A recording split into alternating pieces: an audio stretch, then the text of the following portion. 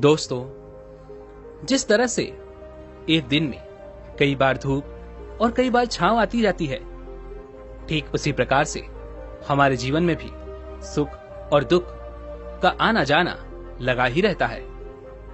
लेकिन हमारा ध्यान केवल दुखों पर होता है और हमें ऐसा प्रतीत होता है कि हमारे जीवन में केवल दुख ही हैं। लेकिन अगर वास्तविकता देखी जाए तो हमें यह पता चलेगा कि वास्तविक तौर पर हमारे जीवन में केवल एक ही दुख है। लेकिन वो कौन सा दुख है जिसके कारण हम हमेशा दुखी रहते हैं, परेशान रहते हैं, चिंतित रहते हैं? वो एकमात्र दुख क्या है?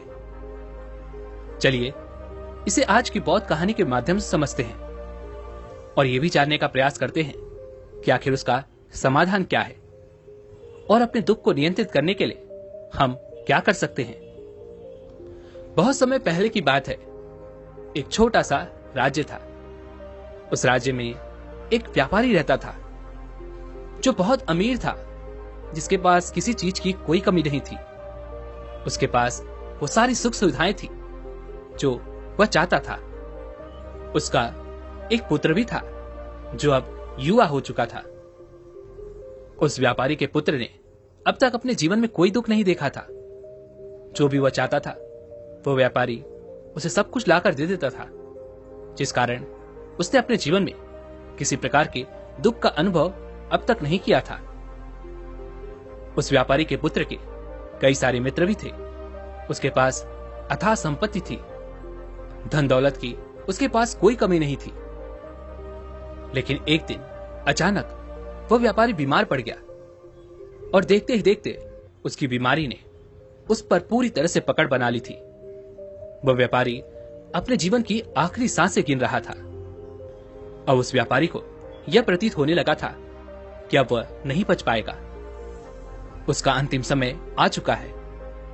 इसलिए उसने अपने पुत्र को अपने पास बुलाया और उससे कहा, बेटा, तुमने आज तक केवल सुख ही देखा है। तुम्हें जो कुछ चाहिए था वो मैंने सब कुछ तुम्हें लाकर दिया, इसलिए तुमने आज तक दुख का अनुभव नहीं किया। दुख क्या होता है ये तुम्हें पता तक नहीं, और इसी बात की चिंता मुझे खाए जा रही है कि जब तुम्हारे पर दुखों के बादल मंडराएंगे तो तुम सह नहीं पाओगे। इसलिए आज मैंने तुम्हें यहां पर बुलाया है। मैं बस आखिरी समय पर तुमसे यह कहना चाहता हूं कि तुम सावधान रहना। मेरी मृत्यु के बाद तुम्हारे अपने ही तुम्हारे दुखों का कारण बन जाएंगे। इतना कहकर वह व्यापारी मृत्यु को प्राप्त हो गया। उस व्यापारी का पुत्र अपने पिता की मृत्यु पर बहुत दुखी था। वह रो रहा था। तभी उसके पास उसका एक मित्र आया और वह उसे समझाते हुए कहता है, मित्र, तुम रो क्यों रहे हो? तुम्हारा पिता ही मरा है, लेकिन तुम्हारे पास तो अब भी ये सारी धन दौलत है, ये सारी संपदा है, ये सारी संपत्ति तुम्हारी ही तो है। अब तो तुम उन चीजों का भी आनंद ले सकते हो जिनका आनंद तुम अपने पिता के रहते नहीं ले पाए। अपने मित्र की यह बात सुनकर वह बड़ा प्रसन्न हुआ और उसे भी इस बात का एहसास हो चुका था कि उसके पास अथाह संपत्ति है, धन है, दौलत है, जिसकी मदद से वह अपना जीवन खुशी खुशी बिता सकता है। लेकिन इसी धन संपदा के कारण वह अब बुरी आदतों का शिकार भी हो चुका था। वह वैश्यालय जाने लगा था। उसे हर प्रकार का नशा करने की आदत लग चुकी थी। जहां उसका मन करता वो वहां चला जाता। जब भी उसका मन करता वो किसी को भी अपने घर बुला लेता, फिर चाहे दिन हो या रात। जो भी उसका मन करता वो खरीद लेता, क्योंकि उसके पास अथाह संपत्ति थी। और तो और उसके पिता का सारा व्यापार भी अब उसी के हाथों में था और अब वो बहुत खुश था। वो अपने जीवन को अपनी मर्जी के हिसाब से जी रहा था। एक दिन उसके मन में ख्याल आया कि पिता ने मुझे बेवजह ही डरा दिया कि लोग मेरा फायदा उठाएंगे, मेरे दुश्मन बन जाएंगे, मेरे दुखों का कारण बन जाएंगे। लेकिन अब तो मैं और भी मजे से जी रहा हूं। मेरे सुख के दिन तो अब आए हैं। मैं आज तक जो नहीं कर पाया था वो सब करने में अब मैं सक्षम हूं। यह सब सोचकर उसकी खुशी का कोई ठिकाना नहीं था। वो बहुत खुश था। तभी एक दिन उस राज्य में एक बहुत बड़ा मंदिर का निर्माण हो रहा था और उस मंदिर के निर्माण के समय पर एक घोषणा करवाई गई कि जो भी इस मंदिर के लिए सबसे अधिक दान देगा उसका नाम उस मंदिर के एक पत्थर पर स्वर्ण अक्षरों में लिखा जाएगा। जब उसके मित्र ने यह बात सुनी तो वह दौड़ा दौड़ा उसके पास आया और उसे सारी बात बता दी। तब उस व्यापारी के पुत्र ने यह तय किया कि वो मंदिर को सबसे बड़ा दान देगा और उसने ऐसा ही किया और साथ ही यह भी निश्चित हो गया कि उसका नाम उस मंदिर के एक पत्थर पर स्वर्ण अक्षरों में लिखा जाएगा। लेकिन जब वह दान देकर वापस घर की ओर लौट रहा था तो रास्ते में उसे एक साधु मिले जो भोजन की याचना कर रहे थे। इस पर वह घमंडी व्यापारी का पुत्र कहता है, तुम जैसे लोग केवल 2 वक्त की रोटी के लिए हमेशा चिल्लाते रहते हो। पता नहीं तुम लोग कहां से आ जाते हो और भगवान तुम लोगों को पैदा ही क्यों करता है। तुम लोग गंदगी हो, तुम लोग दुख हो, तुम्हें जीने का कोई हक नहीं। केवल अपना पेट भरने के लिए 2 वक्त की रोटी के लिए तुम किसी के सामने भी झुक जाते हो। यदि झुकना ही है तो उस ईश्वर के सामने झुको, शायद वह तुम्हारी गलतियों को माफ कर दे और तुम्हें एक अच्छा जीवन प्रदान करे। हो सकता है वह तुम्हें भोजन भी दे दे। वो लड़का उन साधु को खरी खोटी सुनाकर वहां से चला गया। धीरे धीरे उस लड़के के पास उसके मित्रों, सहयोगियों और रिश्तेदारों की संख्या बढ़ने लगी। अब हर कोई उससे बिना पूछे कोई काम नहीं करता था। हर चीज में उसी से पूछा जाता था, जिस कारण उस लड़के को लगने लगा था कि अब मेरे बिना कोई काम नहीं हो सकता, जो भी हूं मैं ही हूं। जिस कारण उस लड़के का अहंकार अब 7वें आसमान पर था। सभी लोगों ने उसका मन जीत लिया था। सब लोग उसके विश्वास पात्र बन चुके थे। उस लड़के के पास अपार धन था, जिस कारण सब उससे जुड़े हुए थे। लेकिन यह बात उस लड़के को समझ नहीं आ रही थी। सभी लोग विश्वास के नाम पर अब उस लड़के से धन उधार लेने लगे थे और वह भी खुशी खुशी लोगों को धन उधार में दे दिया करता है। जो कोई उससे धन उधार लेने आता, वह जितना मांगता वो उससे ज्यादा ही उन्हें दिया करता, क्योंकि वह सभी के नजरों में अपने आप को साबित करना चाहता था। वह अपने आप को महान दिखाना चाहता था। लेकिन धीरे धीरे उसकी बुरी आदतों के कारण अब उसका व्यापार चौपट होने लगा था। देखते ही देखते एक दिन व्यापार में उसे बहुत बड़ा घाटा हुआ। उसका पूरा व्यापार कर्ज में डूब गया। अब वह बहुत परेशान हो चुका था, बहुत चिंतित हो चुका था। उसे यह समझ नहीं आ रहा था कि आखिर यह सब क्या हुआ। मेरे पास तो कुछ समय पहले अपार धन था और आज मेरे ऊपर बहुत बड़ा कर्जा है जिसे मुझे चुकाना ही होगा। तभी उसे वो उधार दिया हुआ धन याद आया जो उसने अपने मित्रों और सहयोगियों को दिया था, अपने रिश्तेदारों को दिया था। उसने सभी से वो अपना दिया हुआ कर्ज वापस मांगना शुरू किया, लेकिन किसी ने भी उसका दिया हुआ कर्ज उसे वापस नहीं दिया, बल्कि लोगों ने उसे धुतकार कर वहां से भगा दिया। वह एक एक करके सभी के पास गया, लेकिन किसी ने उसकी कोई मदद नहीं की। देखते ही देखते उसका सब कुछ बिक गया। अब उसके पास कुछ न था। वह सड़क पर आ चुका था। तभी वह यह सोचने लगा कि अपने सुख के दिनों में मैं यह नहीं जान पाया कि मैं अपने शत्रुओं से घिरा हुआ हूं। मेरे पिताजी सही कहते थे कि मेरे अपने ही मेरे दुखों का कारण बनेंगे। पिताजी, आपका धन्यवाद, लेकिन मैं आपकी बातों को समझ नहीं पाया और आज देखिए क्या हो गया। वह सारा दिन यहां से वहां भटकता रहा और सोचता रहा कि अब आगे क्या होगा। वह कैसे खाएगा, कहां रहेगा और कैसे सोएगा। उसे अपने पिता की याद सता रही थी। वह उन्हें याद कर करके रो रहा था। उसकी आंखों से आंसू बह रहे थे, लेकिन अब बहुत देर हो चुकी थी और अब धीरे धीरे उसे भूख भी लग रही थी। तभी उसने सोचा कि मैं उसी मंदिर पर चलता हूं जहां पर पत्थर पर मेरा नाम स्वर्ण अक्षरों में लिखा गया है। मैं जाकर वहां पर कुछ मदद मांगता हूं। वह वहां पहुंचा और वहां के पुजारी से वो कहता है, पुजारी जी, आपने मुझे पहचाना? मैं वही हूं जिसने इस मंदिर को सबसे बड़ा दान दिया है और मेरा नाम इस मंदिर के पत्थर पर स्वर्ण अक्षरों में लिखा गया है। हालांकि इस समय मेरे हालात कुछ खराब है, और मेरे पास खाने के लिए भी कुछ नहीं है। क्या आप मुझे कुछ भोजन दे सकते हैं? मैं भूखा हूं, मुझे बहुत जोरों की भूख लगी है। मेरे अपनों ने मुझे धोखा दे दिया है। क्या आप मुझे कुछ भोजन दे सकते हैं? तभी वो पुजारी कहता है, भिखारियों को भोजन इस मंदिर के बाहर दिया जाता है, मंदिर के अंदर नहीं। जाओ और जाकर बाहर बैठ जाओ। और रही बात तुम्हारे नाम की, तो भिखारियों का नाम मंदिर के पत्थर पर स्वर्ण अक्षरों में नहीं लिखा जाता। पुजारी ने तुरंत ही उस लड़के का नाम मंदिर के उस पत्थर पर से हटवा दिया और फिर एक बार घोषणा करवा दी कि मंदिर को जो सबसे बड़ा दान देगा, उसका नाम इस मंदिर के पत्थर पर स्वर्ण अक्षरों में लिखा जाएगा। यह सब देखकर वो लड़का बड़ा हैरान था, बड़ा अचरज में था। वह मन ही मन रो रहा था और सोच रहा था कि यह जीवन कितना दुखदाई है, कि जीवन बहुत छोटा है। अब मैंने जान लिया कि पत्थर पर लिखा हुआ नाम भी मिटाया जा सकता है, और यदि पत्थर पर लिखा हुआ नाम मिटाया जा सकता है तो इस जीवन का क्या मोल? यह जीवन भी कभी भी समाप्त हो सकता है। उस लड़के को जोरों की भूख लगी थी। वो मंदिर के बाहर जाकर एक कोने में बैठ गया।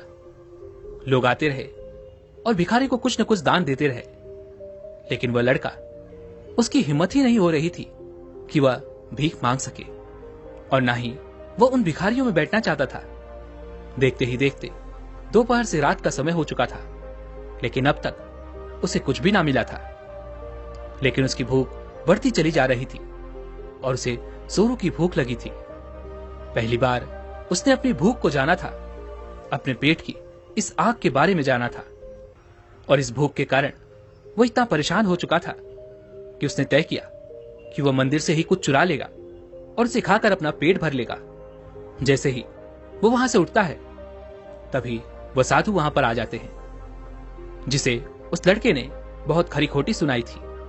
वह साधु उस लड़के के पास आकर कहते हैं, बेटा, हम पहले भी मिल चुके हैं। वह साधु भिक्षाटन से वापस लौट रहे थे। उन्होंने कुछ भोजन उसे देते हुए कहा, ये लो, खा लो, तुम्हें जोरों की भूख लगी होगी। मैं तुम्हें जानता हूं, मैं समझता हूं कि ये हालात तुम्हें जबरदस्ती झुकाना चाहते हैं, लेकिन तुम लोगों के सामने झुकना नहीं चाहते। लेकिन अगर तुम लोगों के सामने झुकोगे नहीं तो तुम्हें भोजन भी नहीं मिलेगा। आज तो मैंने तुम्हें भोजन दे दिया है, जिससे तुम्हारी भूख मिट जाएगी, लेकिन यह भूख रोज लगेगी। ये पेट की आग कभी नहीं मिटती। यह एक ऐसी बीमारी है जिसका कोई इलाज नहीं। भूख से बड़ी बीमारी इस दुनिया में कोई है ही नहीं। इस पर वह लड़का उन साधु से कहता है, जब मेरे पास धन था, दौलत थी, अथाह संपत्ति थी, तो मेरे पीछे मेरे मित्रों की, सहयोगियों की, रिश्तेदारों की कतार लगी रहती थी। सभी लोग मेरे शुभचिंतक थे, लेकिन मेरे ऊपर दुख आते ही वो सब पलट गए। वो सब अब मेरे शत्रु बन चुके हैं। लेकिन तुम, जिसे मैंने इतनी खरी खोटी सुनाई थी, वही मेरे दुख में मेरा सहयोगी बना है।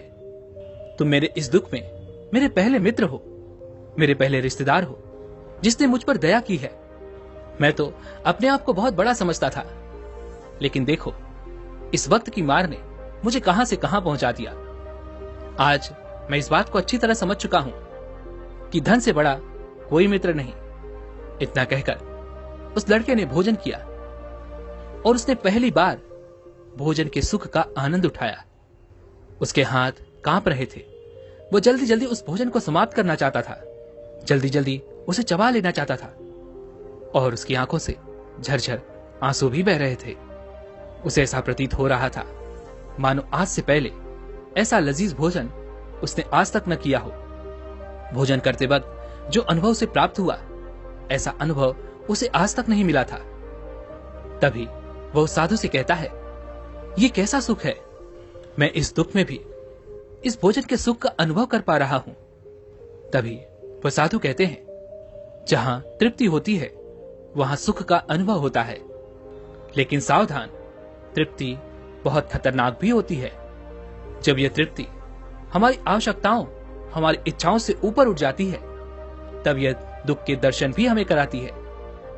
आज जो भोजन तुम कर रहे हो, ऐसा भोजन यदि तुम्हें पहले प्राप्त होता तो तुम इसे छूते तक नहीं, लेकिन आज इसी भोजन को करके तुम्हें तृप्ति मिल रही है। लेकिन जब तुम्हारे पास धन था, दौलत थी, तब तुमने इससे भी अच्छा भोजन किया होगा, लेकिन तब तुम्हें तृप्ति नहीं मिली होगी, वह सुख प्राप्त नहीं हुआ होगा जो तुम आज अनुभव कर रहे हो। लेकिन सावधान, अगर ऐसा ही भोजन तुम्हें रोज मिलता रहे तो तुम और भी अच्छे भोजन की कामना करने लगोगे, और इसी कामना की तृप्ति के लिए तुम्हारे मन में दुख पैदा होगा। और जब तुम अपने मन की इस कामना की तृप्ति कर दोगे तो तुम्हें सुख भी प्राप्त होगा, लेकिन यह सुख आएगा और चला जाएगा। और जब तुम्हारे जीवन में इसी प्रकार के भोजन हमेशा आते रहेंगे और जाते रहेंगे तो तुम किसी और कामना, किसी और इच्छा की ओर आगे बढ़ने लगोगे। तब तुम किसी और इच्छा की पूर्ति करना चाहोगे, तुम किसी और इच्छा की तृप्ति करना चाहोगे, और जब वो इच्छा पूरी नहीं होगी, जब तुम्हें तृप्ति नहीं मिलेगी, तो तुम्हें दुख होगा, तकलीफ होगी, पीड़ा होगी, और यह श्रृंखला ऐसे ही आगे बढ़ती चली जाएगी। तुम हमेशा सुख के पीछे भागोगे, लेकिन दुख तुम्हारे पीछे यूं ही भागता रहेगा। तुम सुख को पकड़ना चाहोगे, दुख तुम्हें पकड़ना चाहेगा। इसी प्रकार यह प्रक्रिया यूं ही निरंतर चलती रहेगी। तभी वह साधु अपने थैले में से एक सोने की थैली निकालकर उस लड़के के हाथ पर रख देता है। तभी वह लड़का उस साधु से कहता है, हे महाराज, आपके पास इतना धन कहां से आया? आप तो एक वैरागी हैं। तभी वह साधु उस लड़के से कहता है, ये धन तुम्हारा ही है। उस दिन जब तुम मुझे खरी खोटी सुनाकर अपने घर की ओर आगे बढ़ रहे थे, तभी तुम्हारी जेब से यह सोने के सिक्कों से भरा हुआ थैला नीचे गिर पड़ा, और मैंने इसे उठाकर अपने पास रख लिया, ये सोचकर कि जब तुम मुझे मिलोगे तब मैं इसे तुम्हें लौटा दूंगा। लेकिन उस दिन के बाद से आज तुम मुझे मिले हो, इसलिए मैं तुम्हें इसे लौटा रहा हूं। ले लो, ये तुम्हारा ही है। इस पर वह लड़का कहता है, हे महाराज, इसी धन के लिए तो मुझे मेरे मित्रों ने, मेरे सहयोगियों ने, यहां तक कि मेरे रिश्तेदारों ने भी मुझे धोखा दिया, लेकिन आप वो पहले शख्स हैं जो मुझे ये धन लौटा रहे हैं। और वहीं पर जो मैंने धन, जो कर्ज मैंने अपने मित्रों, अपने सहयोगी, अपने रिश्तेदारों को दिया था, अपने बुरे समय पर जब मैंने उनसे वो मांगा तो उन सभी ने वो धन देने से मुझे मना कर दिया। कईयों ने तो मुझे खरी खोटी सुनाकर अपने घर से धक्के मारकर निकलवा दिया। लेकिन आप महाराज वो पहले शख्स हैं जिन्होंने मेरे इस बुरे समय पर मेरा साथ दिया है, मेरा धन मुझे वापस लौटाया है। मैं आपकी सहायता के लिए आपका आभारी हूं। मैं इस धन से अपना व्यापार फिर से शुरू करूंगा और उस व्यापार को नई ऊंचाइयों तक ले जाऊंगा। तभी वो साधु उस लड़के से कहते हैं, हमें कोई दुख नहीं देता, बल्कि दुख के कारण तो हम स्वयं ही होते हैं। हम स्वयं ही खुद को धोखा देते हैं। सुख में हम भ्रमित रहते हैं, हमें यह पता नहीं चलता कि हम सही कर रहे हैं या गलत, और इसी प्रकार हम एक माया जाल में फंसते चले जाते हैं, क्योंकि सुख में हम अपनी आंखें बंद करके बस उस सुख का आनंद लेते हैं, और हम किसी चीज की तरफ ध्यान नहीं देना चाहते। हम नहीं जानना चाहते कि जीवन मीठा है तो कड़वा भी है, सच है तो झूठा भी है। सुख में हम केवल अपने अहंकार को बढ़ावा देते हैं। तभी इस पर वह लड़का कहता है, आप ठीक कहते हैं। जब मेरे पास धन दौलत थी, अथाह संपत्ति थी, तब मैं अंधा हो चुका था। मैं किसी चीज पर ध्यान नहीं देता था। मैंने उसे अपने इन दोनों हाथों से लुटाया है, और आज जब वो मेरे पास नहीं है, तब मुझे उसके जाने का एहसास हो रहा है। और अब जबकि मैं इन दुखों से जूझ रहा हूं, तब जाकर मेरी आंखें खुली हैं। तभी मैं ये भी जान पाया कि कौन मेरे साथ है और कौन मेरे खिलाफ। और ये जो ज्ञान दुख द्वारा मुझे प्राप्त हुआ है, ये ज्ञान मैं हमेशा अपने साथ रखूंगा। अपने सुख में भी अब से अपनी आंखें खुली रखूंगा। दोस्तों, मानव शरीर में बहुत ऊर्जा है, बहुत शक्ति है, पर हम उन्हें बेकार की चीजों में यूं ही व्यर्थ कर देते हैं, बेकार के कामों में लगा देते हैं, जिससे हमारा पूरा जीवन यूं ही व्यर्थ हो जाता है। हम में से अधिकांश लोग हमेशा अपने आप को कोसते होंगे, उस ऊपर वाले को यह दोष देते होंगे कि आखिर मैं इतना दुखी क्यों हूं।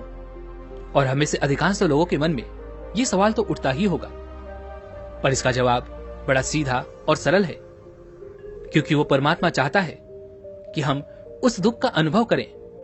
वो परमात्मा हमें उस परम दुख तक ले जाना चाहते हैं